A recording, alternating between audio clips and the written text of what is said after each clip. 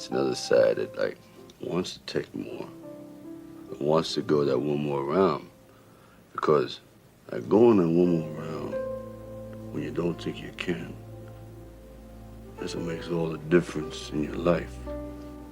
You know what I mean?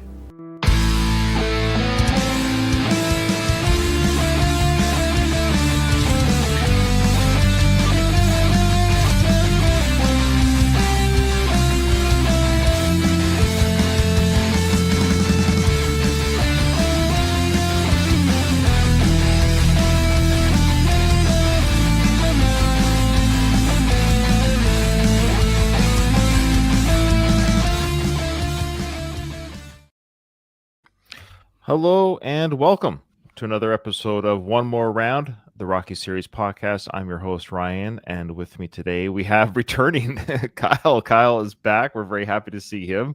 We missed him. And before we get to Kyle and the events of last episode, we have a special guest co-host today, filling in for the lovely Katie. Almost as lovely. We have Adrian. How you doing? Thank you very much. Yeah, not quite as. Yeah, she's a very lovely looking lady. I'm a bit grizzly right now, so. Yeah, he has a little bit more facial hair than Katie. You took the joke from it. I was just gonna say. I was just gonna say he only has a little bit more facial hair than Katie. Slightly more. Yeah.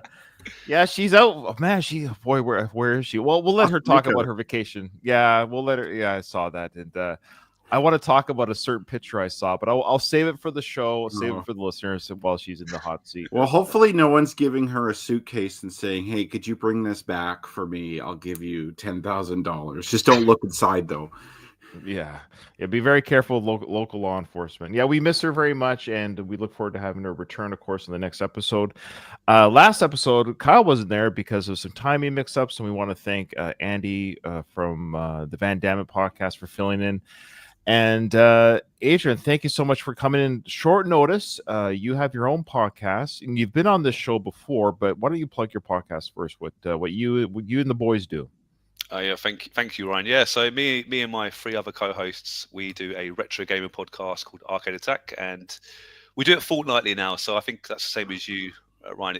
We used to do weekly episodes. It got a bit too much, and now we just churn out episodes. We record in batches, and we just release loads of weird things. Topics, games, top 10s, whatnot. Well, you guys do a great job, and you have a great following. I see your reviews and your rankings, and you have a good core group of guys, and that's part of the fun of the podcast. And I know when I do it with my other hosts, and of course with Katie and Kyle for the Rocky podcast, you form a friendship, and that's almost part of what it is. It's kind of a nice little hangout, and it's basically like going to the pub or the bar without actually spending money at the pub or the bar, and just having to talk, and other people get to join the conversation. So I appreciate you being a fan of the show, but more importantly, you've also been on the show a few times. You were saying before we started, the last episode you guest host was the street argument or whatever that was between Adrian and Rocky when Rocky throws his jacket on the street. That's now, right, when I talked about that scene that was an awkward acting scene, did you know the part I was going to? Yeah. I did. I could picture it. I don't think we mentioned it when we did Go in the Distance. We were talking about other things during that period. But when you said it, I was like, okay, I know what we're talking about. Okay. Well, I'm really excited for today's video portion of the movie. There's some scenes that, put it this way, I've seen the rest of the work print. I kept watching it as I was doing the editing to put the work print with the original together. I watched it right to the end. And I said last episode, Kyle, you are one of the hosts, so tell me if you're okay with this. I suggested that for the final, which we won't be doing today, we'll be doing it with Katie. Don't worry, Katie will be handling the fight. But for the street fight, I recommend we just watch the workers' print version. Because it is done so differently and so interestingly. I don't want to spoil anything, that it would be hard for me to because I intersperse the original with the work print where applicable, but there's so much different the way it's hard to explain. It's just it's a wholly different scene using the same footage, if that makes it. I'll leave it at that, where it wouldn't make sense for me to we all know the street fight so well that I don't think there's any reason to rehash it. What do you think, Adrian, as a listener? Do you think that's a valid one too, to end the show like that? Just talk about the work print street fight? Well, I don't want to, to step on No, the I'm cards. just curious what your But for me, if the tone's very different, if you keep stopping and starting and interchanging, I think it's better just to watch it in one big chunk and let it flow properly. That's what I would probably prefer to listen to. And everyone knows the Rocky 5 fight. That's just it. And I found that the workers print was. I don't want to spoil it. It's going to be so much fun to talk about. So we'll get to that when we get to. Yeah, have you seen the workers print of the final fight? I can't remember, Kyle. No, I only see the workers print when I'm on the show. Yeah, I'm a I as the kids would say, I raw dog this podcast. I don't prepare or do anything for it. So stop it! You bring your knowledge. We miss your knowledge. Okay, so let's get to some YouTube comments here, and I think some stuff here will be fun to go over. We got from Andy Grew, of course, Andy who guested on the last episode. He said the final run up the steps with Junior at the end of Rocky 5 should have been the entire run. Then he ended with Rocky and Junior hands raised by the statue. We've missed that really great joke about the earring, though. That's the only thing. Yeah, I think you could edit out the earring joke. Yeah, it did. It's not only did it not age well today. It wasn't even that funny back then. Then we have from Pil Sung Korean Kickboxing Group or YouTube channel. Here we go. He said that there's a new movie on Netflix apparently called Nonnas, Nonnas. Oh yeah. My wife showed that to me, like the preview for it. Oh. I think I'm gonna watch it this week. I'm off this next week, so I have some time to watch the movies, and that's one of them. Oh, cool. It has Vince Vaughn in it, who I love. He's a great actor, and apparently Talia Shire's in it. Oh, funny. My wife didn't say that. Her selling point to me was Lorraine Bracco's in it. Oh. Who, for listeners, if you don't know, she was Henry Hill's love interest in Goodfellas, and she was in The Sopranos. I never got into that. It's funny. Even though I love New York or New Jersey mob shit, I never got into Sopranos. Like I just couldn't. Interesting. I don't know. Anyway. No, it's not everyone watches everything. I mean, there's people that don't like the Rocky films, but they're just wrong. They're objectively wrong. Well, people would say that about your Sopranos. Yeah, it's true enough. I don't jump on bandwagons or just say things just because. But it really is just a very well done show. It's a very good show. Now I don't know if people are trolling me at this point now, but the over the top discussion is not ending, and the comments keep coming in. Pil Sung says, going back to Over the Top, do you think Hugh Jackman's Real Steel was inspired by Over the Top and to an extent with the Rocky films with the robot boxing? Have you guys seen those movies, Real Steel with Hugh Jackman? No. It's funny. I haven't either. It's funny because I'm a huge Hugh. I like Hugh Jackman. I think he's a great actor, and I've seen a lot of his films. Like it's that one for some reason just. I guess it was a combination didn't really interest me as much as it just passed me by. I would have to look back to see when it was released to see, was there something going on in my life at that time? But anyways, I heard it's pretty good though. I've heard it's a decent movie, but it's just like it sounds. It's robots are boxing, and I know he has some sort of relationship storyline with his son. Real Steel.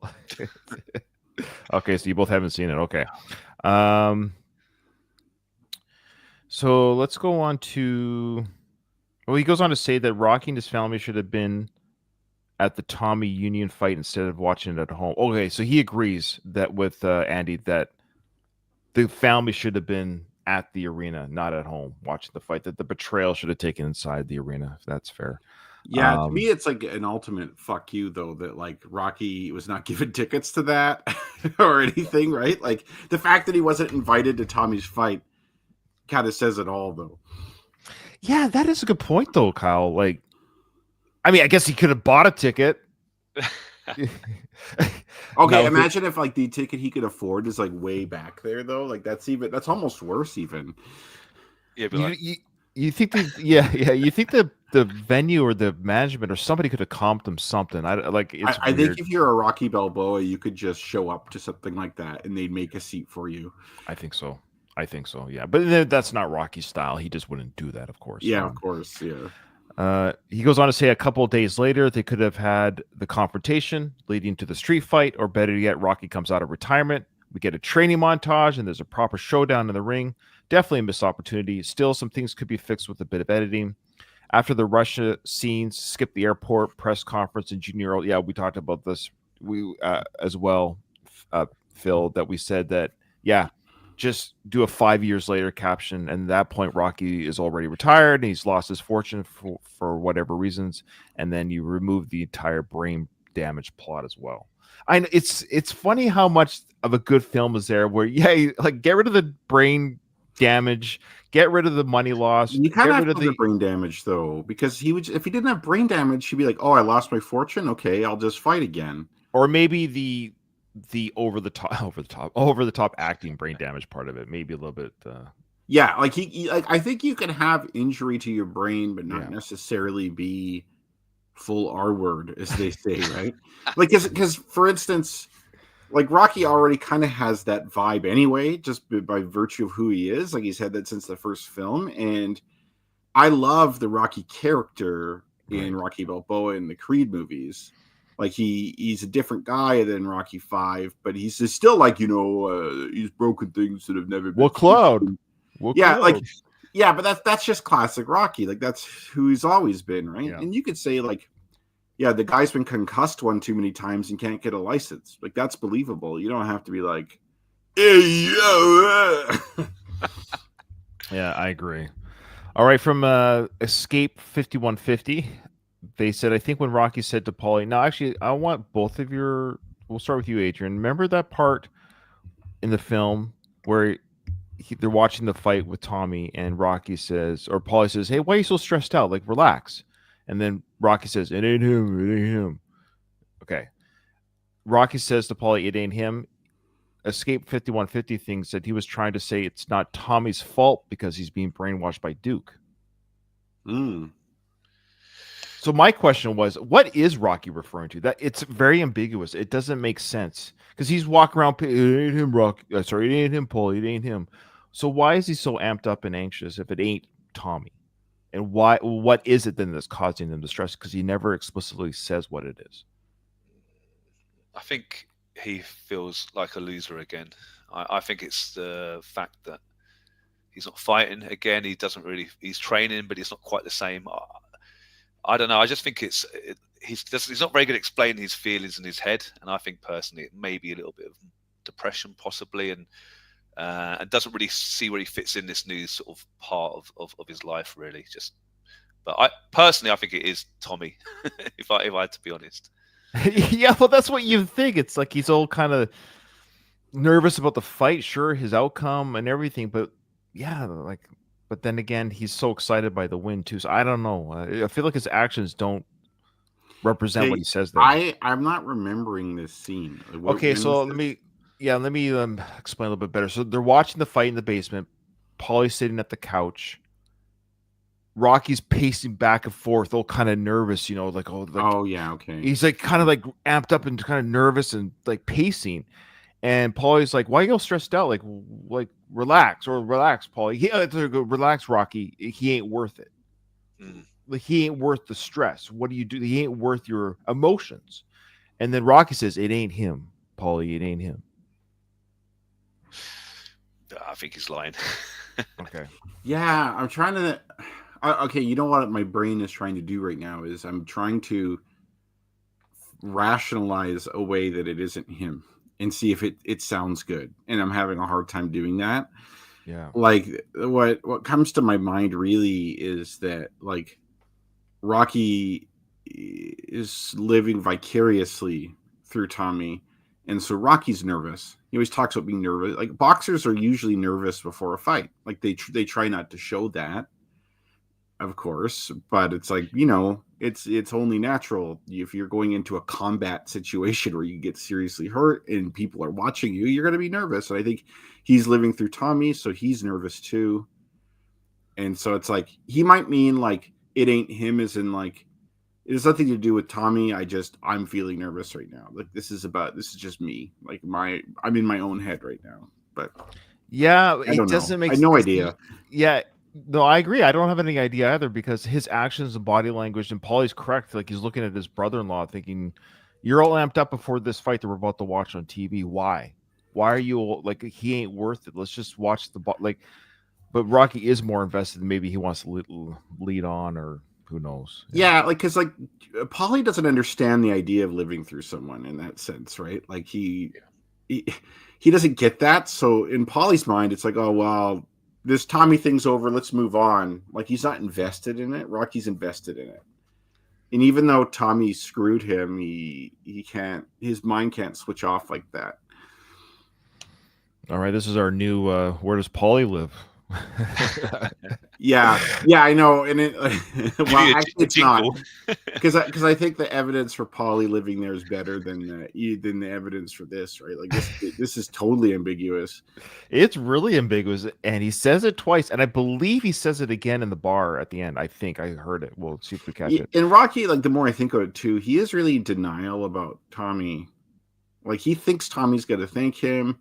He's happy for Tommy. Like he doesn't. I actually do kind of like the idea that he sees Tommy as like a victim of Duke, and he's not really against Tommy at this point. Like he's different. He definitely doesn't like Duke, but you know he has no beef with Tommy. He just sees Tommy as just like a dumb kid who got like bamboozled. Oh, I can't wait for you to see the workers print today, Kyle. Wow. Okay, there's a scene that's going to blow you away. Okay. Kieran Healy says, I have a conspiracy theory. I think Kyle will like this one. That the robot from Rocky 4 was the accountant and that it decided it had enough of Paulie and it took action. Yeah.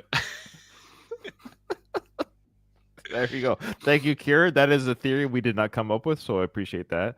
That's what he's sick of Paulie. All right. Rocky trust his finances to that robot? Absolutely. Yeah. Absolutely. All right. Long-time listener of the show, Albert Hendrickson, wrote in. Now, he wrote in before, and I don't know if you caught this. I know, Kyle, I can't remember if you were on this episode. Oh, no, it was with Andy. He wrote, and I read the email on that episode where he was like, he feels, Kyle, that there is proof in the film that does indicate it's longer than 1 year of time. Oh, okay. What's the proof?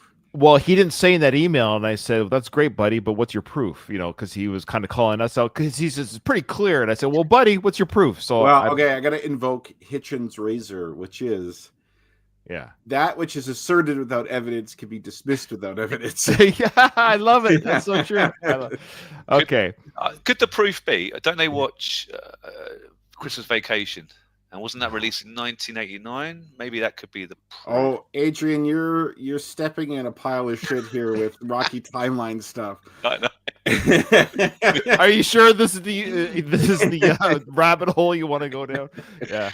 Well, you bring up a good point. You're right, because if that fight did put the Rocky 4 fight took place, what year proper was it? 85, right? So yeah, you're right. So 4 years later, they're watching. All right, Christmas Vacation. You're right. That could have been. Because in the workers' print, it was a different film. Funny enough, yeah. I think I mentioned that, but I can't remember what film it was. Okay, so Albert says, "Hey, it's Albert again. In your last episode, you invited me. That's a nice way to provide evidence from the movie to support my theories. After thoroughly reviewing the movie, I can honestly admit that there is no direct evidence to prove my 2 to year 3 timeline. Okay, I appreciate that, Albert. Most of the evidence is circumstantial." And there isn't much evidence against my idea either. So there you go. This is one of those things, Paulie's apartment living. Like there's, no matter what side you're on, you can make evidence. This film is ridiculous with this kind of things where it's almost like a political party. Both parties have all this evidence of why they're both can make sense regarding whatever issue they're on, right? Right. He goes on to say, however, I believe there is substantial evidence to challenge your 4-month timeline. Well, it's not ours. It's not my timeline. Don't put this on me, Albert. This is the movie's timeline that they make us think. Anyways, he goes on to say, here's his evidence. The movie starts on December 25th in the shower scene. Okay. They return quickly, as Rocky says, he just wants to go home. The auction happens in winter based on the weather and trees. They move back to the old house, occurs in the winter again based on the weather and the clothing of bystanders. Robert starts public school mid-year, likely in February, March. The kids are wearing heavy coats. I think this is what tripped you up, as you may have assumed it was the beginning of the school year. That's true. We thought it might have been September. So he's saying that I he agree with that. I did in my mind. I was thinking it was September, but yeah, just because you just have to go to school whenever you go to school, like when you move to a neighborhood. So I didn't even consider that yeah, they lost their house mid-school year. Yeah, that makes sense. To be fair, Yeah. He goes on to say, fun fact, Tommy. Now this is a big key here. Check this out. Tommy says he's had 8 pro fights before the movie or before he met Rocky. He had 8 pro fights. So it's more reasonable for him to have 15 fights in a calendar year. So his record at the end would be 22-0 still with the 8 before. Well, it'd be 14 fights. I helped him. I helped him with. He said 15, okay. but because Tommy says 22-0, I think to Rocky, but I helped him with the 23. But yeah, no, that's also a good point. Bring up the 8 previous ones. You can. Yeah, so when Tommy says I'm 22-0, he did say I'm 22-0 under you, particularly. Yeah. Okay, I'll take that. So that helps. That does help with how much he fought in a short amount of time. Tommy's magazine covers before his title fight are from October and November. October is clearly readable, and another cover has a longer month name. The Christmas scene is obvious, so we're at least 1 year removed from Rocky IV. The final scene on the steps between Robert and Rocky takes place in spring or in summer based on the trees and foliage. So there it is. Based on the movie's footage, we were all wrong. The movie spans from one Christmas to just after the next. Thanks for indulging my curiosity. I promise next time I'll message about a different topic, such as why Over the Top is underrated and ranks among the better half of Stallone's filmography. Albert, that is enough. No more Over the Top talk.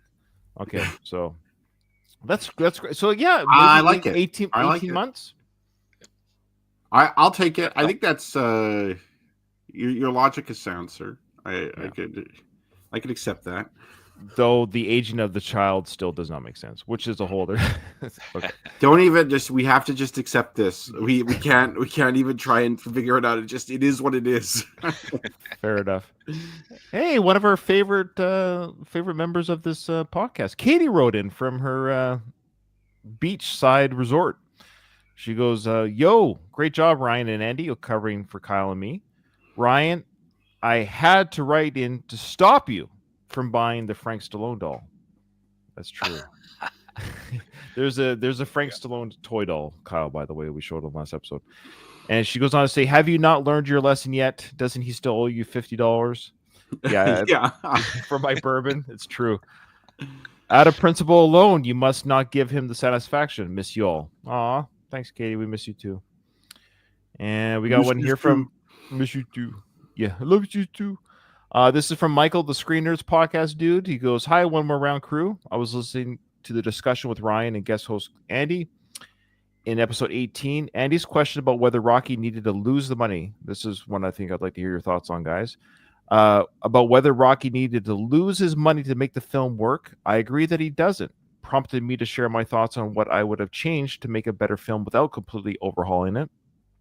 So we have another more fixing the film email here.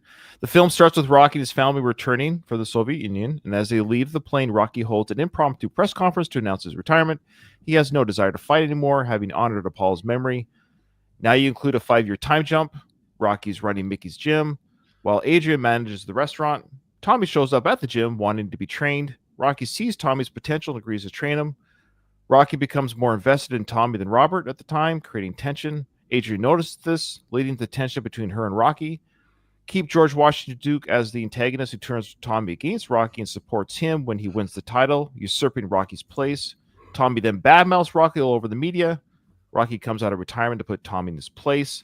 The final bout takes place in the ring, perhaps Las Vegas, in the same ring where Apollo died, as Duke's way of playing mind games with Rocky. The ending could go either way. Rocky wins, but is heartbroken over the fallout with Tommy, or it's a split decision. Tommy wins, and Tommy realizes he was wrong and makes amends with Rocky. It doesn't perfectly fix everything, but I think it would have made the film much more enjoyable for me. Keep up the great work. It's not bad. I think whether he was a millionaire or not, I don't think he would retire properly and just leave boxing completely. So in Rocky 2, he does say, I've got to be around it. So even if he had the millions, I still think he'd be in boxing for some degree or other. So Absolutely. It does make sense he could be training still. And I think he'd like the idea of carrying on Mickey's legacy. Not as just a job. Yeah. That's a great point, Adrian. I never even thought of that, Rocky. You got to be around, Mick.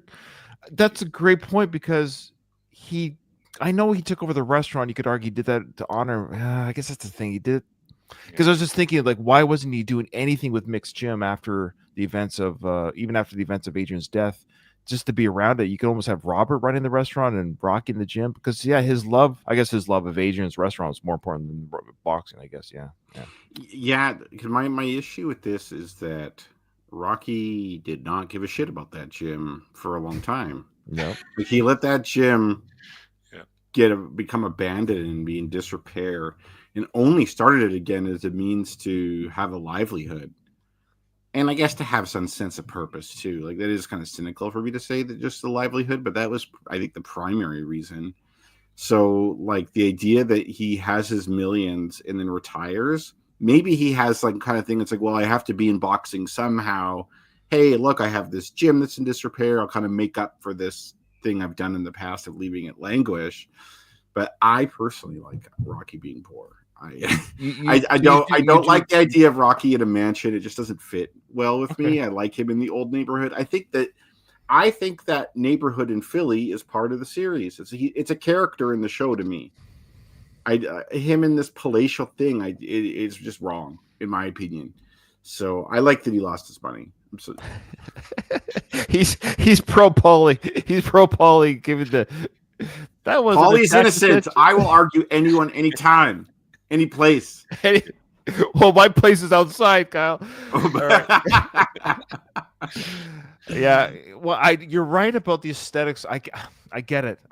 It's tough because we love to see Rocky succeed. We love to see that he won the championship, but with that championship does come sponsors and money. And I hate Rocky and Rocky 3 and 4. Like this yuppie guy with a turtleneck, and he's like, "Fuck that guy." I love Rocky in 1 and 2, and then the other ones. That's fair. Now, Adrian, you said you're a fan of Rocky 5. Why don't you? There's a good time to say now why that is. Finally, we have someone else who's a fan of Rocky 5. I am a fan. I just defend it a lot. My friends, they can't stand it.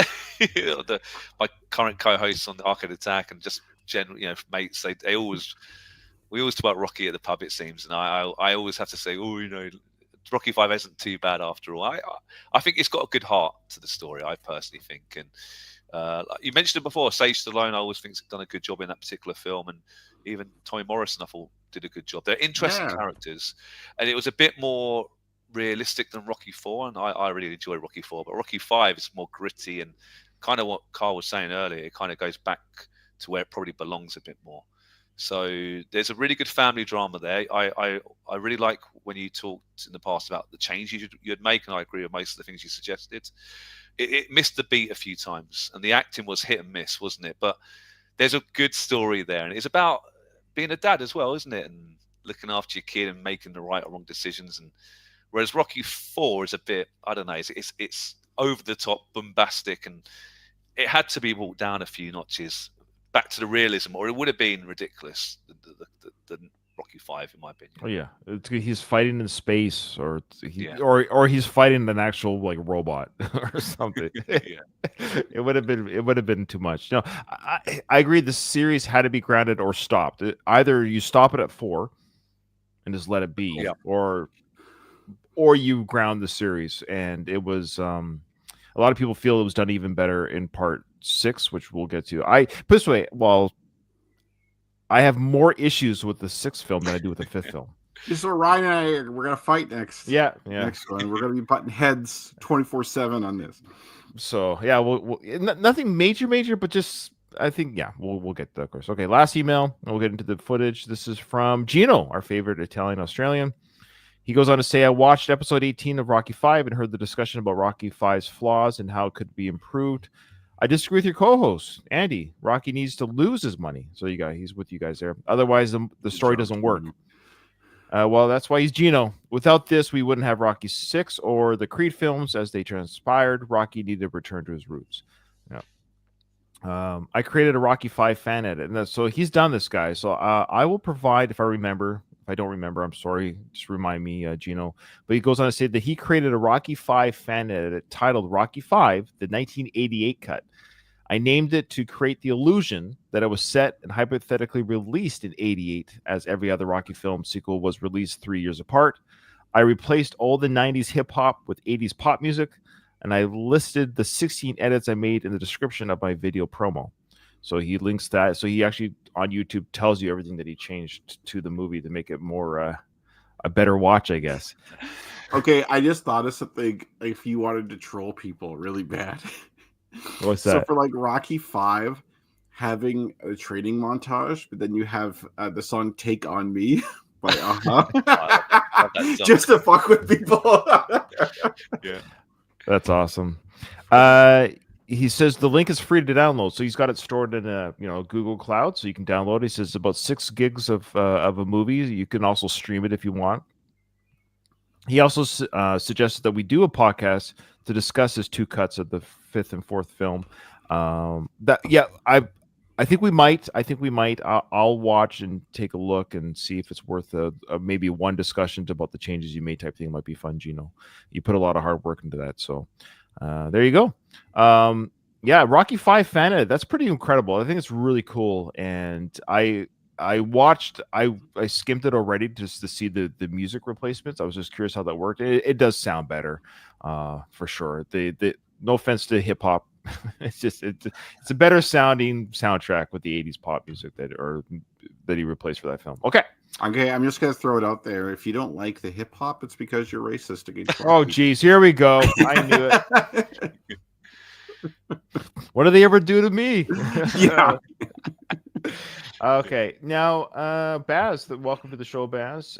He agrees too that with me that 5 is much better than Rocky Balboa Part 6. Wow, much better, he says. Okay, so I think there's going to be some divisive opinions for good and bad for the 6th film. Again, I like all the Rocky films, but I like them for different reasons, and I don't like certain parts for different reasons. I think the only film that doesn't really garner any kind of criticism is the first film. I think it's just there's just nothing I can really objectively. I'd have to think real hard what I would take out or replace, but that's a near perfect film. Yeah, and I think like 2 people generally like 2 as well. I think 2 is the same. I think 2. Yeah, it's hard to pick anything that I would really. Wait a minute, where were those 2 set again? Or is that the old name?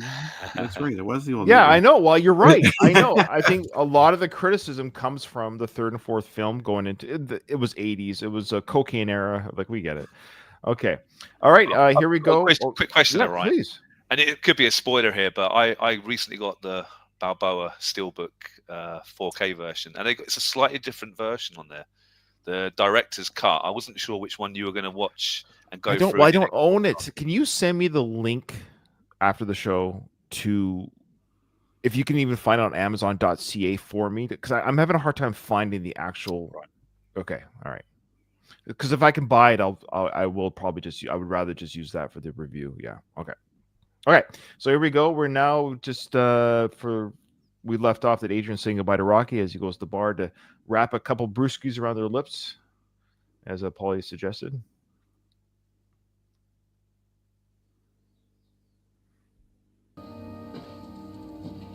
Ladies and gentlemen, let me present to you the newest, the youngest heavyweight champion of all time, Tommy the Machine Gun. So I love at this moment right now, poor Tommy. He truly believes that everyone's here to wish me, congratulations. And yeah, I'm the champion. I'm the youngest champion ever. He lifts up his belt, and then right away the questions come. The rest of Rocky 5, we've said this before, are over the top. Like it's not like it starts out nice and then progressively gets more aggressive after some things get said. It's like out of the gate, it's almost like being on like the Jerry Springer show or something like that. Like it is insane. I also want to point out the my theory of Tommy Gunn is modeled after Mike Tyson. Mike Tyson, when he won the championship in 1986, became the youngest ever heavyweight champion.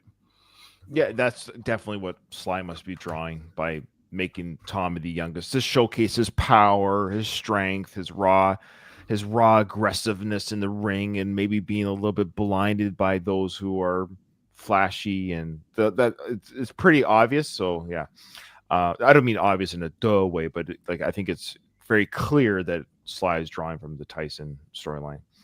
So, but you're right. I love how the press right away hey, congratulations, Tommy, on your win. However, there's no however. It's just, you're a piece of shit. You know that, Tommy? I feel so bad for Tommy in this situation. Yes. Like, it's not his fault Rocky retired. Like, hey, you can shit on him for like ditching Rocky.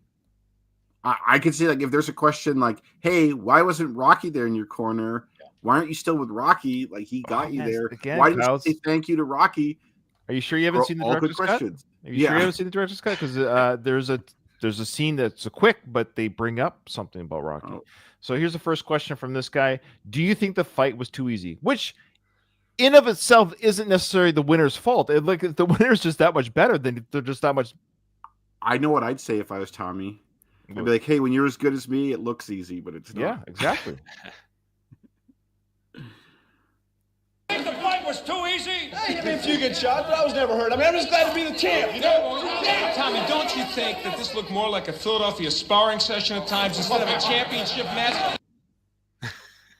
So, are they insinuating that the fight was fixed? Is that the whole idea?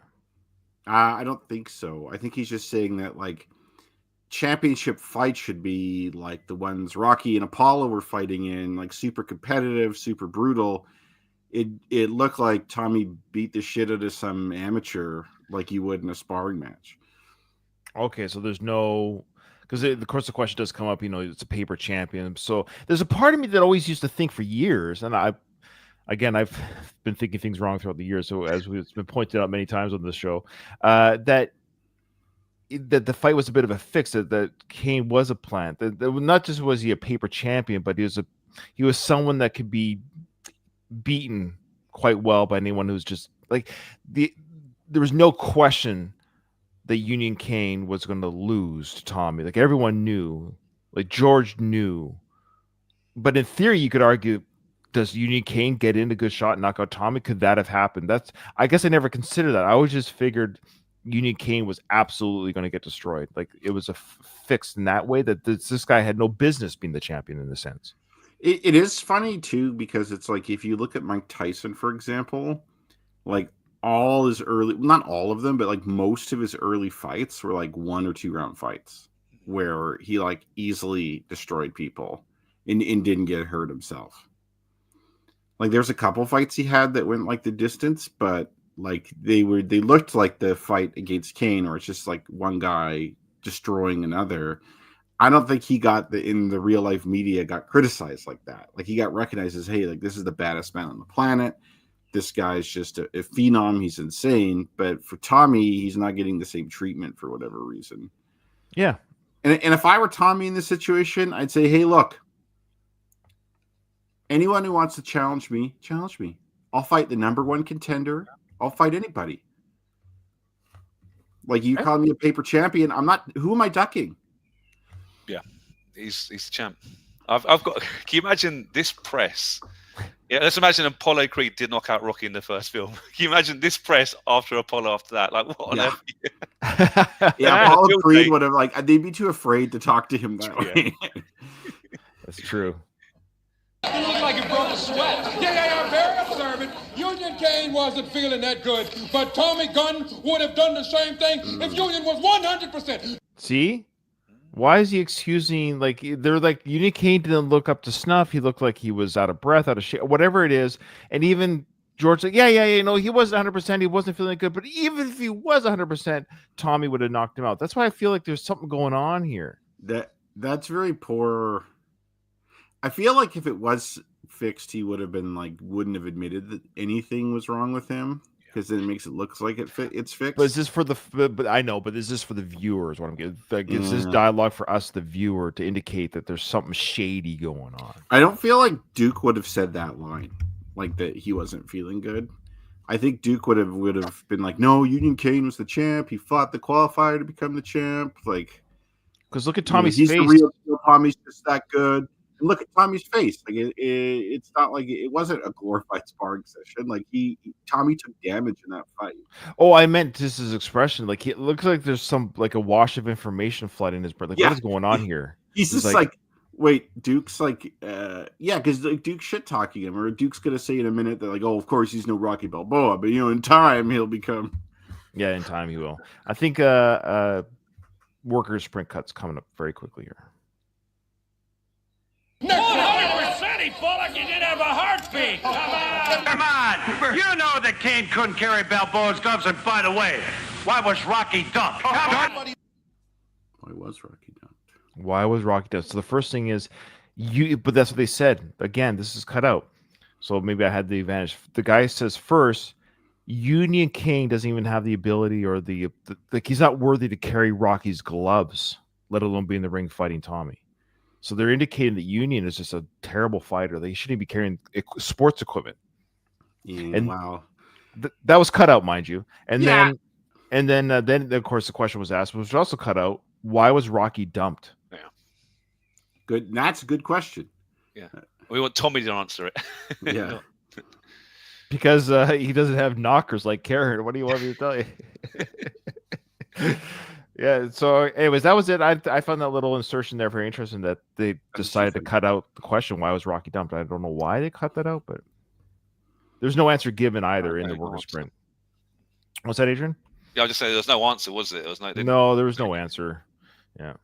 And they go, so paper champion. Now, they do explain what a paper champion is, but as a kid, I used to think it meant paper is, it's weak, it's flimsy. Yeah, that's what I thought too. Yeah, okay. Absolutely. Because, why would you think any different as a kid? Yeah. Knows that Kane is just a paper champion. Yeah, what do you mean by paper champion? Even Tommy's like, what does that mean? Explain it to the poor folks at home who still don't understand. Kane's title was manufactured. He never won it from Balboa. Gentlemen, get aboard, break Union Kane. How often does that happen? Excuse me. Sorry. It's happened a few times. Rocky Marciano, for example, never got his title taken from him. As in the 1950s, for mind you. Another example of a paper champion would have been initially when Joe Frazier became the champ. I think it was because Muhammad Ali lost his title because he wouldn't be inducted into the United States Army. That's right. And so I don't know. Joe Frazier, I believe, became the next champion. If it wasn't right after, he would have taken it from whoever would have become the next champion. But Muhammad Ali says, "You didn't take my title from me." And they had their big fight in '71 where Joe Frazier defeated Muhammad Ali, and then after that, he's not the paper champion anymore because he actually defeated the person who was the last champion. It's happened a few times. It's generally or another example is Tyson Fury. He lost his title because he basically fell into depression and alcoholism and gained 100 and something pounds, and he lost his belts, but he was still considered the lineal title holder because no one had defeated him. So, and then Fury was later defeated by Usyk. So Usyk, is considered the undisputed legitimate champion. So it happens. It doesn't happen super often, but it does happen. It's funny when you mentioned the gaining the 50 rising of Jurgens.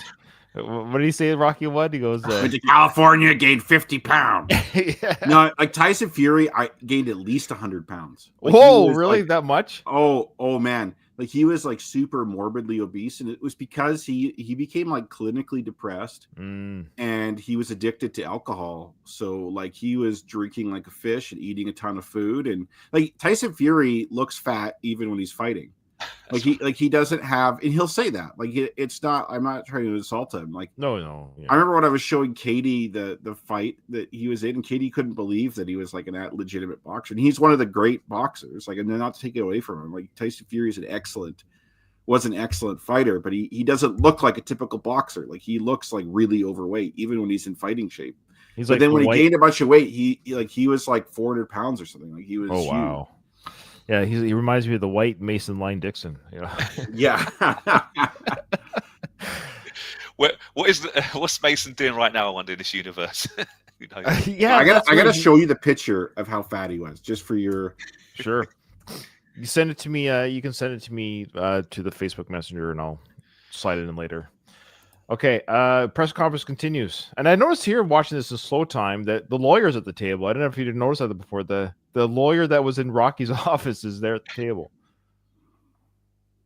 Isn't that weird? That's him on the left. And then that guy was like the commissioner guy later on, or like Rocky Balboa. Well, you could argue that's his character arc. So he was a lawyer, and then Duke grabbed him to work with Duke to work around the medical files that Rocky gave. Oh, he gave the medical files to Duke. Yeah. Remember, how did you get those? Adrian asked, "How did you get those?" This lawyer guy gave it to Duke. That's why he's with him now. That's his arc, and then he joined the boxing commission later, and that's why he tried to deny Rocky his license. Because he's seen the medical files like firsthand. He's like, no, we can't let him. Oh, that's awesome. That's his arc. I love it. There's a whole movie arc of this guy. For real. Tommy, you ever think you're gonna get off from underneath Rocky Balboa's shadow? Man, I won the title. What more do I have to do? I'll tell you what you have to do. You gotta fight some real opponents. Okay, so this is where it doesn't make sense, because where was this kind of vitriol when he was 23-0? Were they saying that he wasn't a ranked contender, that he wasn't fighting real opponents? Let's just say Union Kane was a garbage champion. Fine, he's somebody has to beat him. Somebody has to beat Union Kane. That's not Tommy's. That's what I mean. It's not Tommy's fault that Union King is a bad boxer. Why is that Tommy's fault?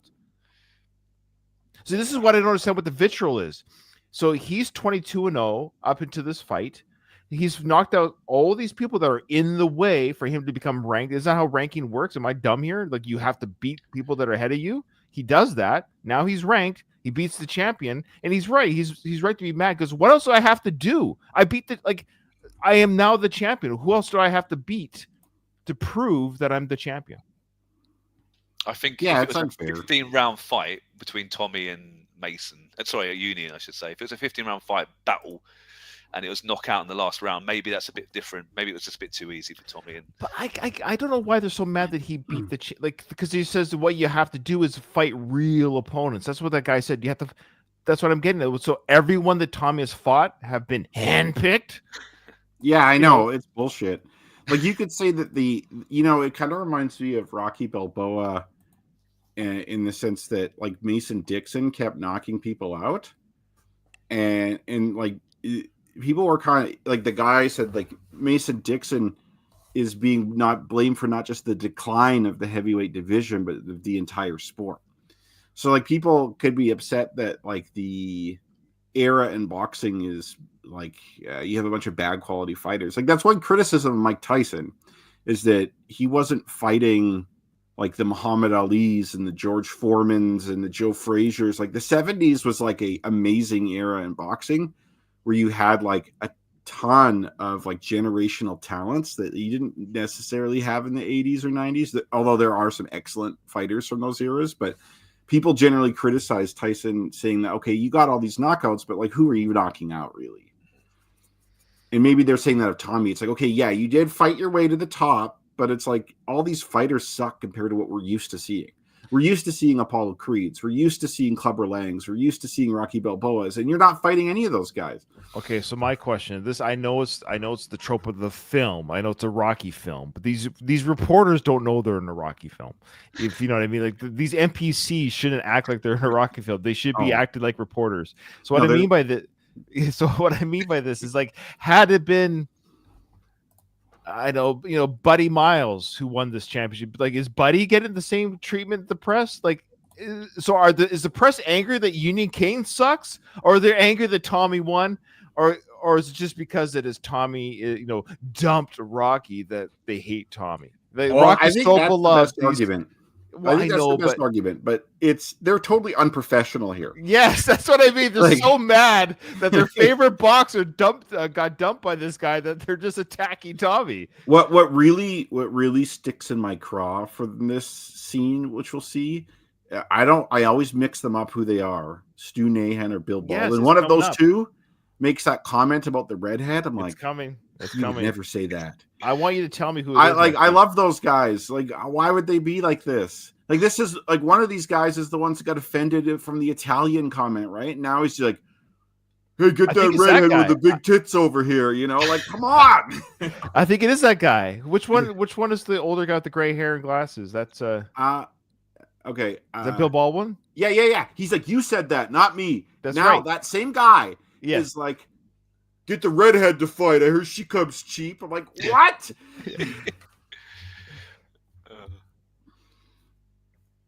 Right? And I beat the best tonight. And I beat the best. The best. This guy's a bum. He doesn't even deserve a shot at the title. So again, they're still crapping on Kane. They just do not think Kane should have ever been champion, and thus Tommy beating him is Tommy's fault. Even if it's true that Union Kane is a plant, it's a script. Why is that Tommy's fault? It's not Tommy's fault. Like, they're being unreasonable. I've got a little theory. Sure, please. Well, maybe the press maybe know that there's something dodgy going on with Union Kane and Duke and Tommy. It's all been a slightly fixed situation. Sure, that's and maybe they're not allowed to bring it up. So, for example, Manchester City, they've got 115 charges against them, a football team. It's still in court. It's been in court for almost 2 years now. And if they're found guilty, they're going to be relegated probably to 3 divisions maybe, and all their titles could be taken off them. But the press can't really talk about it. They're not allowed to talk about it. They've got to bite their tongue. And when Man City win trophies, it's almost a little bit, well, congratulations, but there's something dodgy going on here, and they have to sort of toe the line very carefully. They actually lost an FA Cup final yesterday to Crystal Palace, actually. So my local Croydon team, I don't support them, but fair play to Palace. They beat Manchester City, and you could just tell how much it meant to a much smaller team. But I just think maybe the press can't legally go directly at him saying you're fixing all this up, and they're just trying to find different angles to shoot Tommy and especially Duke down a bit here, possibly. All right. I don't know. The only reason I say that is, like, in the United States, they take their First Amendment very seriously. So I think they feel like they can say whatever they want. Although, like, I guess you could, like, I don't know. I don't really know what I'm talking about, but it's like you don't want to say something that's like libelous necessarily, but like, yeah, I don't know. Maybe I shouldn't have said anything. I have no idea. No, we also have to be mindful of our time, Kyle. Adrian's got a heart out so he can watch his soccer game. Oh, you know what? I think it should be called football. I don't know. Like, my experience in living in the UK did convert me to using that term. But isn't, Adrian, am I not wrong in saying, isn't soccer a phonetic acronym from the UK? Like, it was an acronym that was formed in the UK, and when you said the acronym phonetically, it says soccer. I didn't know that. That's no, I kid you not. I'm not pulling this out of my ass. The reason why we call it soccer in North America or outside of the UK is that some sort of acronym was formed, and it was just easier. You know how you will say acronyms? You'll just say them. So soccer was a phonetically worded acronym. Like, that's what it. Yeah. Somebody research for that. Me, Baz, are you still there? Tell me if that's not true. To defend, though, I do think it's weird that the sport we call football has very little kicking in it. Yeah. Like, it is mostly, like, it has a couple kicks. Like, you have a kick off and you kick a field goal, but otherwise you're using your hands mostly. But it is very odd. So no, I'm on your guys' side for this one. So it might football, not to be I don't have a dog in the fight because I actually don't watch football. I'd actually would rather watch soccer than American football. But that being said, I think it might be called football too, because a lot of the game is not because it's on your feet, but it is running plays. That's the idea, is you're making plays with your feet. The idea is that everything's like do. It's a lot of like, that's what I could be wrong, but I don't know what the reasons were when they called it that, because, you know, hockey's hockey and baseball's baseball. Right. But I think it might have to. I don't know. I'm trying to.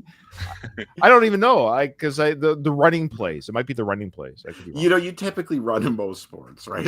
But yeah, but it's the only sport that has a term called running plays. The whole. I could be wrong. I don't know. I don't know much running in boxing though, is there? Yeah. Yeah, you should be running. Union Kane. Oh. Yeah. All right. We getting carried away. Now, Union Kane was the recognized champ. Next question. We know the rating system can be manipulated. The bottom line is Tommy Gunn beat a second-rate fighter with so much glass in his jaw he ought to be a chandelier. See? So there is the accusation that it's right. I don't know, it's fixed, but if it's like you know, you know what's interesting? I wonder if Rocky Balboa got this kind of treatment when he was fighting all these handpicked fighters before Clubber Lang. That's what I mean. This is exactly what was happening with Rocky, but everyone's like, "You're the man, Rocky. Don't worry about it. We love you, buddy." He's the people's champ. Yes. Yeah, yeah, he got it. Yeah. I think they just don't. I think the real issue is they don't like Tommy on a personal level, and people are butthurt that Rocky's disappeared. People loved Rocky so much that like you cannot fill his shadow, and they're gonna go against. It's kind of like if you break up with a girl. She's going to hate whoever you're with next. Right. Yes, of course. And all her friends are going to hate whoever you're with next. Like, it's just, that's how it goes. Yeah. Hey, what you want? But this man will prove to be a great champion. He might win a few fights, but a Rocky Balboa he'll never be. No. There you go. It's all come out now. Now it's all come out. Yeah. And he's not wrong. And to be honest, if you're Tommy Morrison in this case, just because you, even if like say in this situation, Tommy Morrison, Tommy Gunn, let's say in some alternate universe, Tommy Gunn independently worked his way up to fight Rocky Balboa in the ring. They didn't know each other. And Tommy Gunn defeated an older Rocky Balboa. You can't claim that just because you defeated Rocky Balboa that you're a better fighter than he ever was. Like, that's just like, for instance, Trevor Berbick defeated Muhammad Ali. No one's saying Trevor Berbick's better than Muhammad Ali. Like, you fought like a way past his prime version, right? So like as a young champion, you cannot claim that you're this kind of legacy fighter just because you beat a legacy fighter. But it's still hard to hear. And as the press, you should be like, saying that after someone just became a champion, unless Tommy claimed it, unless Tommy's saying, "Hey, I'm the best there ever was," then you say a Rocky Balboa you'll never be. But like, why bring it up? He know Rocky Balboa, let's face it, there's only one Balboa. Now, Balboa was a true people's champion, but in time, Tommy Gunn may be able to fill his shoes. Next one. By fighting stiffs like Kane, he won't. I'll fight anybody, anywhere. So not fighting stiffs like this poor Unit Cade. I would love to see his reaction to this whole press conference. The poor guy's like got an ice pack over his eye in the dressing room. He's like, "Well, they are just dragging me through the mud." This was a part of the deal, George Washington Duke. Like, he is just getting raked over the coals. We never see his reaction. He's probably dead. He probably hung himself. Let's be honest. Like, oh man, these are like mean tweets times 1,000. Yeah, this is like the YouTube comments became a press corps, and now it's talking to Boy, there's this. Look at this guy's face here. this. Who? When are they gonna fight? They're so animated. They just want to see Tommy beat the shite out of somebody really powerful. Like they're saying everything but Rocky's name. Yeah, I tell this guy, I'm like, it's gonna be you next if you don't calm the fuck down, buddy. When are you gonna find a real fight? Gentlemen, come on. Boy, thank you for coming tonight, and we'll look forward to seeing you. Tommy, I got something for you. For your next fight, why don't you fight the redhead in the front row? I hear she comes real cheap. What about that? We look forward to seeing you at Tommy. Stu. Was that Stu that did that? Was that Stu? Stu Nahan, I'm quite sure. Why would they do that to you, buddy? Like, rest in peace. His last line. It's funny. His legacy. His last line in a Rocky franchise is that he's slut shaming Karen. And also, maybe this is ignorance on my part, but since when are commentators like also in the crowd doing questions like that? I feel like this is beneath him. Like, why did you do this to him? You had so many other aggressive reporters. I do love that he's at the press conference. He's just like, I got that cheap shot. And you like that guy? He's all high fiving the reporters afterwards. Luckily, Bill Baldwin wasn't brought into this. He might talk shit about Italians, but at least he knows better than to do something like this. Oh man.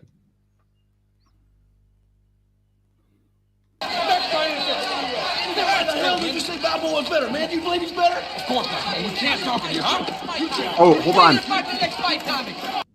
Did Duke say, of course he's better, or of course he's not better? It didn't actually show up in the captions there. You just hear him say it. Oh shoot, I did. Oh, we go back. Can we listen to it again real quick? Yeah.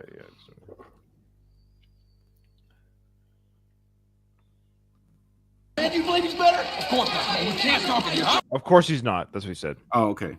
He doesn't mean it, does he? No. Yeah, no. It's kind of like Rocky Balboa, where it's like, imagine if Dixon fought this guy in his prime. Kill him. Where are you going to fight the next fight, Tommy? Man, what? I always love that the door getting blocked on Karen, so she can't come down with them. Karen has served her usefulness now. Duke has the contract signed, and so it's like Karen is going to be suddenly less interested in him now. This is a great sequence here of Tommy just blowing his lid, which is, because he kept his cool as best as he could, even though he did a couple outbursts. But now he's just going to be like, his true feelings in this whole incident is going to come out here. I want to comment something too.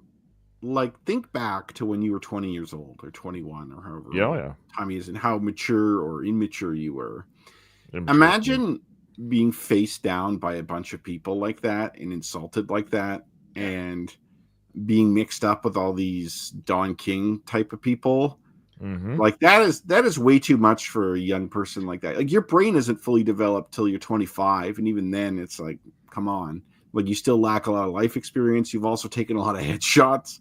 Like, that's a pretty rough position for Tommy to be in. Like, I couldn't imagine how I'd feel right now. What the hell happened in there? I won the damn title and these people think I'm a bum. Man, why didn't you take that from me in there? Oh, listen to me. When the press is right, they're right. Right, man, I'm as good as Balboa ever was. I don't give a damn what they say, and I'm tired. Ooh, that's not true. That's not true. Ego, right? These guys are so egotistical. You kind of actually, I think, have to think you're the best. Sure. To do well, even if that's patently false. Yeah, I'm not a fighter. I'm not a competitor, so it's not my nature to think this way. Like, I'm highly objective, almost self-deprecating to a fault. So, but does he truly believe he's better than Rocky ever was? Does he truly believe he can beat Drago? Like, right now, does he think in his mind, I could beat Drago? He's a young, dumb guy who thinks that. Maybe in his heart of hearts, he might doubt that. But, you just became the heavyweight champion of the world, so you're thinking pretty highly of yourself right now. And he is the youngest. He is young. So better than Balboa ever was is a hard statement to make. He should have said at the age of 19, I'm better than Balboa, which is probably true.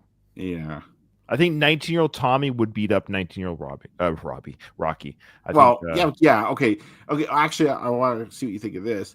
Rocky in his first fight with Apollo versus Tommy with his fight with Union King. Ooh, that's a good fight. That's an interesting scenario. Because I think we all agree that the Rocky 4, Rocky 3 Rocky would kill Tommy Gunn. Yeah. But I just wanted to go the distance with Tommy. No one's ever gone the distance with Tommy before. I think Tommy would lose. I think Rocky hits too hard and can take too much punishment. The fact is, 40-something-year-old Rocky with no training beats up Tommy in a street fight. So, yeah, he's really not that good. It's funny that Duke is saying that when they're right, they're right. But I guess this is also his ploy to get him to fight Rocky. And now he's tired of being called the damn robot too. That's true. There's only one robot in the Rocky franchise, and that's Seiko. I've been called a damn robot too. Listen to me, Tommy Gunn. You can't fight the press. I can't fight the dog press. And as long as they got Balboa in the brain, he'll always be champ. The man fought wars in the ring. That's a great nod to the fourth film. I like that. He fought wars in the ring. That's borrowed from Ali. People talked about how Muhammad Ali fought wars in the ring. Oh, nice. Okay, right. But I like how it's a nod to, of course, the American-Russian War in that ring. I mean, face facts. You're in his shadow. I don't know if there's any way out. This is your old man talking. No. Listen to me. He's pissed there. He is pissed. It's like, even your own man. I love how he calls him your own man. He doesn't have a name. What's his name anyways? Your own man. That guy over there that's been following you around. What's his name anyways? Scientifically speaking, when you're angry like this, your IQ is lower. You know what I mean? Like, you cannot really think straight when you're this pissed off. So it's like he is prime. He's very vulnerable to manipulation right now. Yeah. Adrian, how low is your IQ? Or would you? If I was in Tommy's shoes, it'd be a lot lower. But he needs to just go home and chill out, and then we'll have a meeting the next day. Say, it's not been a good. Well, you've won the championship. Congratulations. Let's take a couple of days breather. Then we'll think of our next move. Yeah, I think he should go to Andy's bar and get a drink. I think he needs to relax and celebrate. There's a way for you to get the respect you deserve, but what you got to do is challenge Balboa to fighting man to man. That's right, George. You can set this fight up abroad in a matter of weeks. Oh, yeah, it'd be the greatest fight ever. Teacher against student, old lion against young lion. And it's the only way you ever going to get peace of mind, because believe me when I tell you, that press is going to hound you with that man's legend for as long as you dare to wear boxing gloves. Now, every time I see this scene, it reminds me of the first time I saw the film in the theaters, age 15, 1990. There was still a small part of me that hoped and believed. Yes. This is what, because that's how good George's or Richard Gant's acting here as George Duke is. I love that character because it convinces me, the viewer, that this is going to happen. I kept thinking, because I was I didn't see this live, but I remember when I first saw this movie, I was younger than 15. And I remember thinking in my head, I'm like, Jesus, this movie's been going on a while. Sure, yeah. When are they got to get to the fight with Rocky? Yeah, that should have been an indicator there. But I'm not, because I saw this before the internet, of course, before spoilers. I saw it opening day in the theaters. Like I saw the original run first day. Like I was there first day, and I hadn't been told that the fight doesn't happen in the ring yet. Yeah. So I went as a viewer, and I knew the trailer was ambiguous, and that always bothered me. I remember thinking, why are they not showing the ring? I think they learned from the Rocky 1 trailer that you shouldn't spell the entire film out. Well, they even did. Well, they spoiled movies back in the 80s with trailers. But what I'm saying is, like, I just remember even thinking, like, why are they? I'm nervous. Why are they not showing the ring? They did show a street fight. I remember they showed images of a street fight, and I'm thinking, why is there no ring? So at this point here, I'm like, oh, they're saving it for the movie. They're saving it for the movie. And I'm like, okay, well, anyways, we know I've said ad nauseum, but we'll keep going. You got to get him into that ring, Tommy Gunn. Or you're going to be in question like you heard tonight for the rest of your life. Then you're going to start to ask yourself, could I really take him? Am I really good enough? Do people really think I'm a cheap carbon copy or a second-rate pretender who only got a shot because of my skin tone? Got to challenge that man to fight Tommy Gunn. And if he refuses, then you got to insult him. You got to dog him. You got to humiliate him. You got to do whatever you got to do to get him into that ring. But that's what you got to do. So what does he do? He calls him Yellow. Are you yellow, Rocky? Oh, he's yes, from the Old West. That's how they do things out in Oklahoma. I guess that's true. That's right. You got to go to the saloon, which is Andy's, and you got to challenge him to a duel outside. And if you don't accept it, you're yellow. It's basically a Philadelphia Western. I never even considered that he's from where he's from, because I thought it was so funny. Are you yellow? How you doing for time, guys? You got 20 minutes? Yeah. Okay.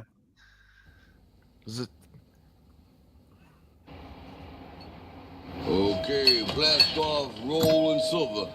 And now, Andy, flippers ain't flipping. You Andy. Hey, that machine cost me a fortune. Yeah, well, it costed me a fortune, too, you know. Rocky Balboa. What the hell was that? Rocky Balboa, there's a man out here wishing to speak with you. Rocky Balboa. I just love the idea that George is out there, Rocky Balboa. It's like the bellowing voice cutting through the din of Andy's bar, the ping pong machine or the pinball machine and everything. I just love the idea that his voice is heard like a megaphone. Imagine if this happened if social media existed at the time. Like if George Washington Duke can get on TikTok or like YouTube live stream or whatever. Well, they have this is what's crazy. He's got a newscast with him right now. The light that you see is a news camera. That's a professional camera because you'll see later when that comes up, the guy says really quick, we gotta go live. We gotta go live. So they're not filming, like they're not live. They're filming right now, But when they start fighting, the newscaster guy says, we got to go live. They're going to live stream the fight on NBC affiliate, whatever, Philadelphia. It's just so weird. Like, we're just getting a report right now. We're cutting in live to a street fight between Tommy Gunn and Rock. Do you think they would cut it live on a news station for real? Oh, yeah, they would. But the ratings you get. do you think they knocked Adrian's first, like thinking Rocky was there with the big camera in her face? Like, is Rocky in? Yeah, you're right. How do they know to go to Andy's bar? Well, okay. What was the that's info on true. that? Yeah. Yeah, Adrian's like, yeah, you're gonna find him at the bar, but yeah, I can imagine maybe you can have a little scam where you have someone call the house and be like, "Hi, we're from like NBC or whatever. Yeah. We're hoping to get Rocky's comment on the fight." And Adrian's like, "Well, Rocky's not in right now." It's like, "Well, could you tell me where he is? Like, maybe we could reach him there." She's like, "Oh, he's at Andy's."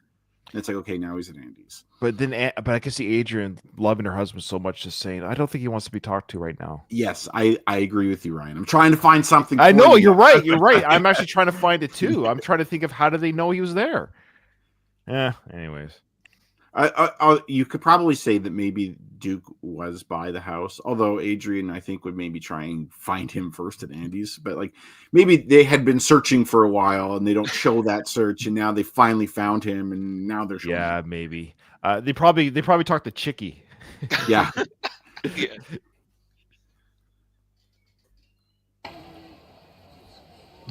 Rocco, you know who that is, huh? Yeah, I know who that is. Oh, Rocky, you need some help? No, guys, ain't no fighting contest. Okay. Oof. Come on, man. I got a couple pounds on me. That's not very nice, Rocky. Why did he just throw his buddies under the proverbial bus there? It's kind of a mean comment. You guys are fat. I don't need your help. That's what I think this is how like guys were, especially back in the day. Like you just shit on each other all the time. It's like the one guy actually puts his hands like, "Hey, that was a little." What the fuck was it? Yeah, what are you busting my balls for? You know. And that guy comes into play later in the workers print. This guy here with the blue cap. Yeah. I don't know if they're necessarily friends, him and Rocky. Because Rocky, you'll see snaps at him. You'll see. It's interesting.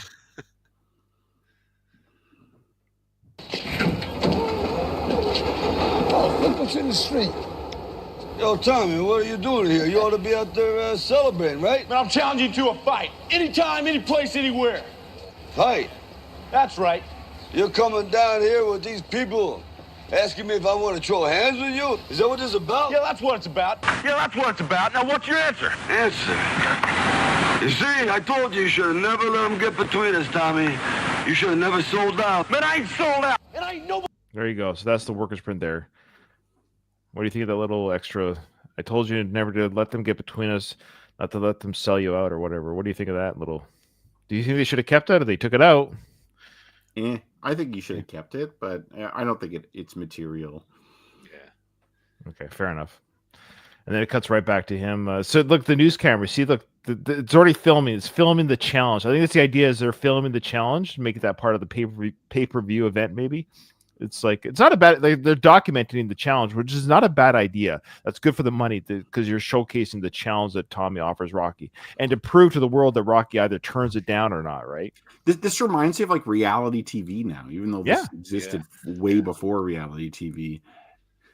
I do love the fur coats. I know this is Katie's favorite wardrobe here. Look at the fur coats of both George and Karen are wearing. Just full on, just. Oh, I actually think nowadays, and not just because of the animal thing, but just the aesthetics of a fur coat is bizarre. It does look weird. It does look weird. Nobody's robot. Nobody's boy. Now you accepting the challenge or you yellow? He has no class. Come on, bro. Hey, there's no class. Come on. I love the Paulie, if Paulie says that, you can make class. Yeah. Exactly. Hey,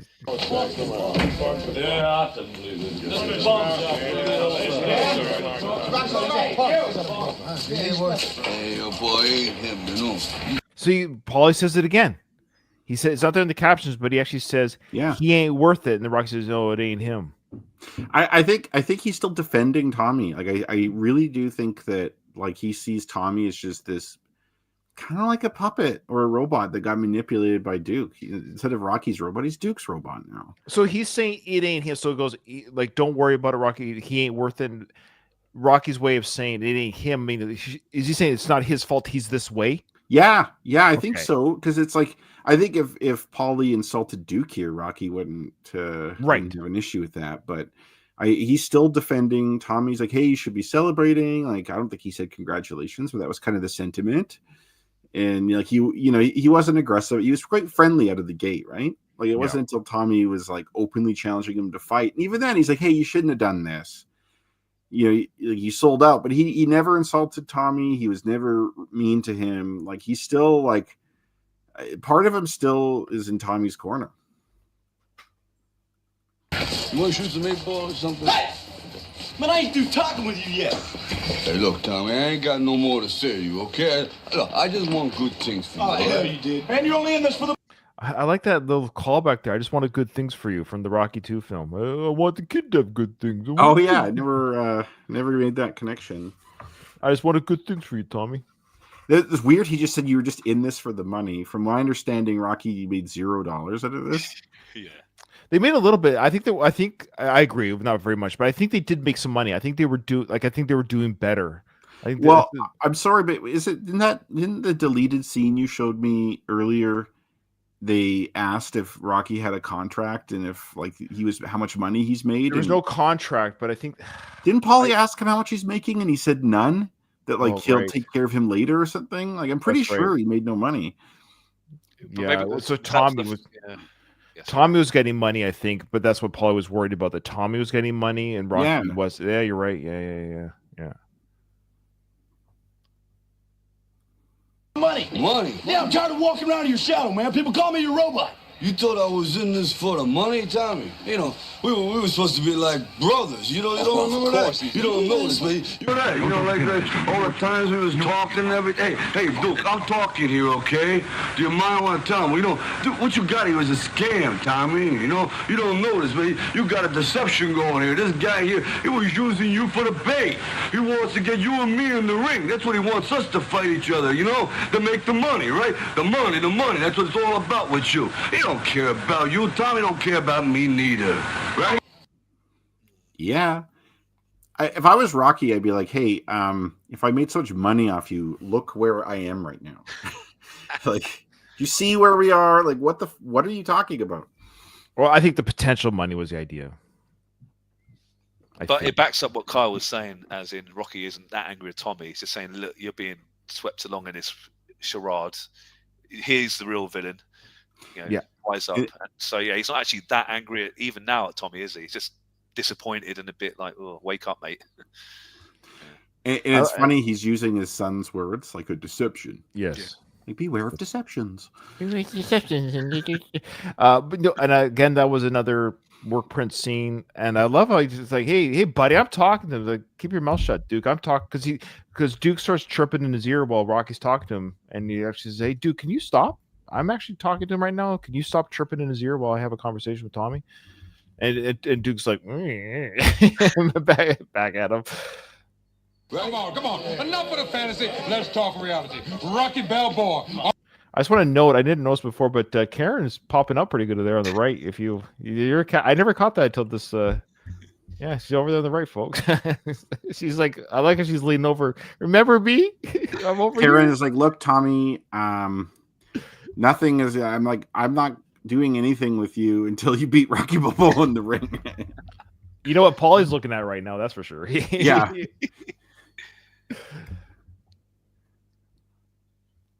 Are you prepared to accept Tommy Gunn's challenge? Tommy. All right.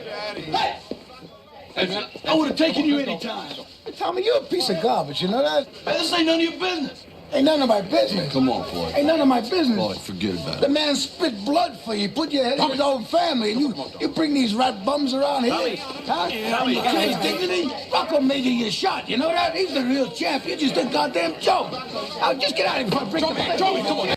Now, before the punch comes. Now, I'm not saying Tommy should have punched Paulie. I'm not saying that is an allowable behavior. You should have pushed him. But calling a ramped up 19-year-old kid who's very amped up a GD joke. And then shoving him. Yes. Yeah. So I'm just saying it's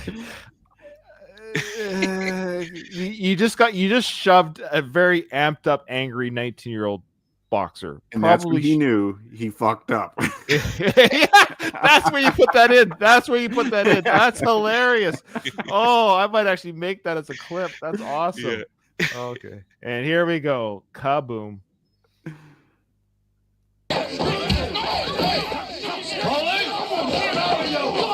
What? Break your hand on that bummer. What are you worth then, huh? Did you ever catch that before? That's what Duke says. No, I didn't catch that. So for our audio listeners, who don't see the captions, George says you can hear it once you know what he's saying, but the captions do catch it correctly, saying you break your hand on this guy's face, and what are you worth? Like, you don't break your hand on Paulie's face, because now that's going to ruin everything here. He'd be dumped, wouldn't he, if he did break his hand like that? He's not worth it anymore. And you see how Duke views him is like a like a commodity. The golden goose. It's golden goose. Like, you're worth nothing to me if you break your hand. I haven't got them insured yet. Basically, it's not like, hey, you could go to prison for that. Like you just committed assault. Like you could end your career this way. No, it's like, hey, you're worth nothing to me with a broken hand. It's not worth. You could break your hand on Rocky's face. That's fine as long as it's in the ring and I'm making money off of it. and Karen ain't following you out there, mate. If you break your hand. Yeah, exactly. That's right. Tommy with a broken hand would be the same if Karen took out her implants. It would be useless.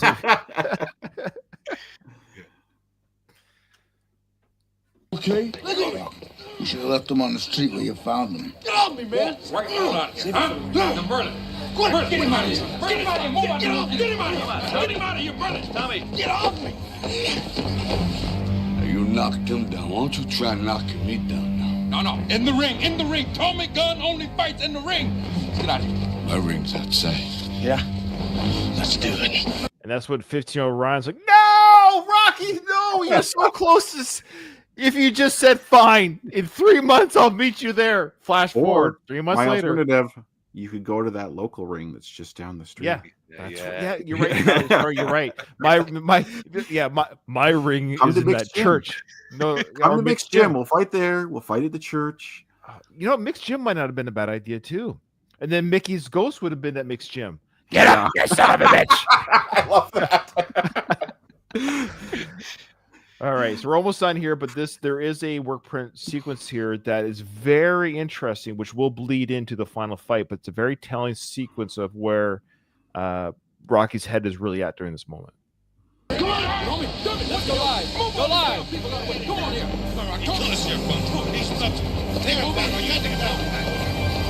You hear the chatter there. Those are the patrons saying to Rocky, kill this bum. He's nothing. Kill him. Okay, they're saying they're tripping at his ear to like take down this guy, kill him.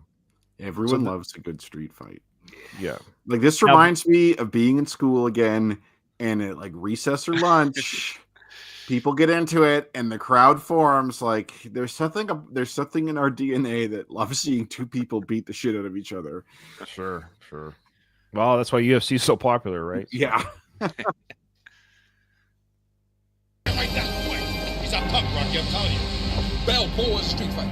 You a prize fighter. Don't be a damn. Hey, you don't know me. Take it easy, Tommy. You don't know me. Okay, two quick things happen. So you got the guy in the blue baseball cap pie eating contest guy telling Rocky he's a punk, you can kill him type thing. So he's tripping in his ear. And then Duke's like, hey, you're a prize fighter, you're not a street fighter. I can see where this is going. He's not wrong. Like he's not dumb. And this sequence too with Tommy yelling, you don't own me. What does this remind you of from another film in the Rocky franchise? This sequence here. Rocky 4 when he Drago grabs. Of course, yeah. I fight for me, whatever the Russian version of that was. What did he say? What dude? Yeah. Right. So the idea is that's cool though that this is actually the same thing. You got both these fighters saying, "I'm doing this for me. I'm not doing this for you." Yeah. Take it easy. Nobody does. I want my respect. I deserve my respect. Okay, so now we're getting to the workers' sprint. Check this part out here, and this will be the final scene here. You said in order to be a great fighter, you gotta be a great fighter. Remember? Okay, so for audio listeners, so Tommy says it's kind of hard to hear. He goes, he's talking to Rocky. He says, to be a great fighter, you got to beat a great fighter. So he's looking at Rocky. He goes, remember? So now, and Rocky's now looking over at the camera that's filming this live on the live stream. He's listening to the people's violent, very angry, like, kill him, kill him, kill him. And this is very telling because this is not Rocky. This is not his character to be this way. And this workers print showcases it so beautifully, and it breaks my heart they took it out.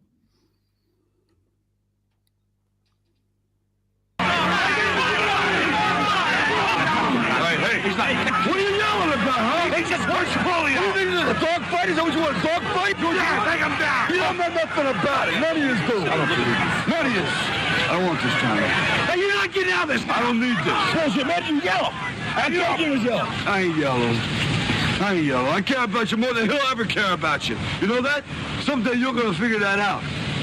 But my life is going good now. Really good. You gotta get your life together. Hey, man, I ain't no. Ooh. Yeah, that's so much better than what was there before. It's too bad it's gonna get sucker punched right now, but still. Well, that's what this leads to. So yes, here's the sucker punch. So it's interesting music they use. Of course, it's just a workers print. It's the final bell music. But so for audio listeners, again, so Rocky, after he says that, he says to Tom, look, my life's good right now. I actually don't need this. I don't need this street fight. I don't need to prove myself to you. He goes, my life is good. And he thinks, I love that moment. He goes, my life is good. I've got my kid back. I'm okay. He recognizes I'm okay that you're a champion. I'm okay that. And then Tommy sucker punches him. Yeah, I agree, Baz. Why did this get cut? I don't know. And I don't want to spoil the final fight. But what leads into that sucker punch? Well, I'll give a quick tease. So that sucker punch leads into Tommy just kicking the shine out of Rocky for the next 30 seconds. That's all it is. It's really heartbreaking.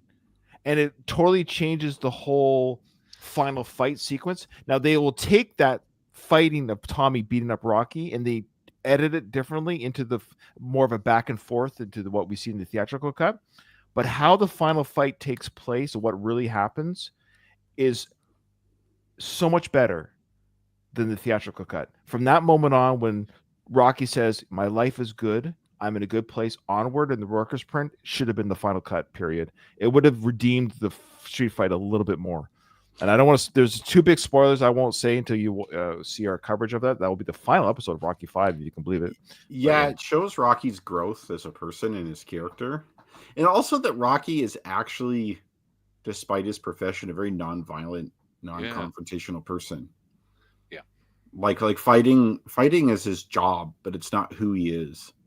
Like violence is a means to something, but it's like even like real boxers, like some of them actually do hate each other, but a lot of times like guys can be punching each other out, but then it's like they understand that it's a sport, and then it's not like there isn't bad intentions behind those punches, and they could be like they could say good fight at the end, you know.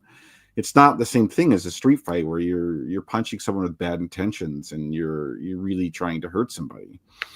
So what do you think, Adrian? Should they have kept that little part in or what? Yeah, I think so, because it did. Carl's spot on. It did show how Rocky.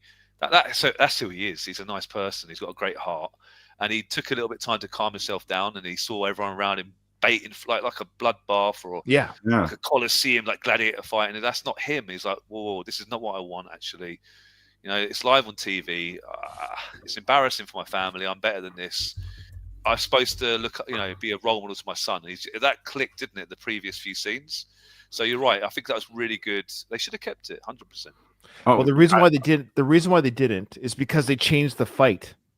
Does that make sense? Like what you see after that moment with Rocky having that realization, like, I don't need this. I'm actually in a good place. I don't need to be the champion. I don't need to be the people's champ. I have my family. Remember this movie should have been the fight for my family, or the greatest fight of his life is for his family. And now he's won it at the end of this movie. He's won it, and it showcased more in the workers print that he won his family back. Can you imagine they said, Tommy was like, yep, actually you're right, let's not fight, and that's the end of the movie. They'd be like, what? They're like they hug it out at the end. Yeah. Well, I don't want to spoil anything. That's all I'll say. The workers print, there is some resolution that's very interesting. You'll see. Oh, that also reminds me. Have you guys seen Bruno, like the Sacha Baron Cohen? I've seen clips, but I haven't. You seen know, the like when full he ends up making out with that guy in the middle of the ring. It's like if him and Tommy do that. Yeah. No, there's no making out. There's no making out. Yeah. It's done a little bit more tactfully. I don't want to spoil too much more, but I like I said, so the final episode will be episode 20.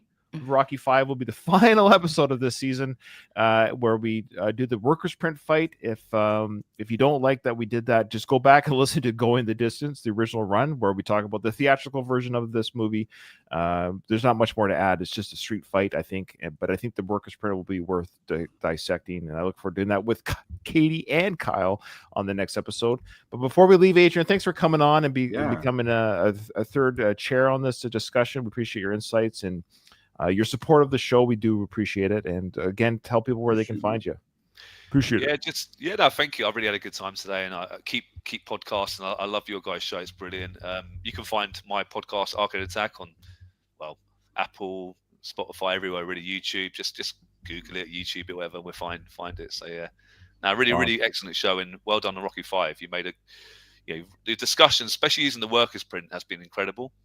I feel one day maybe with AI, the workers print could be tied up. I'm not a bit of a love-hate relationship with AI, but maybe that's the future. Who knows, eh? Yeah, I'm excited. I'm excited for what AI could do for some of these things. Not just to see fan edits are fun. And I think AI would help with fan edits, so I think it'd be fun to see people's versions of it. So I'm looking forward to that in 20 years. Okay. So Adrian, why don't you do it? Do you remember the outro? I didn't hear no bell. I didn't hear no bell. So wait. Okay, here I go. This is for the edit. Okay. With that, though, this episode is over. I didn't hear no bell. All right.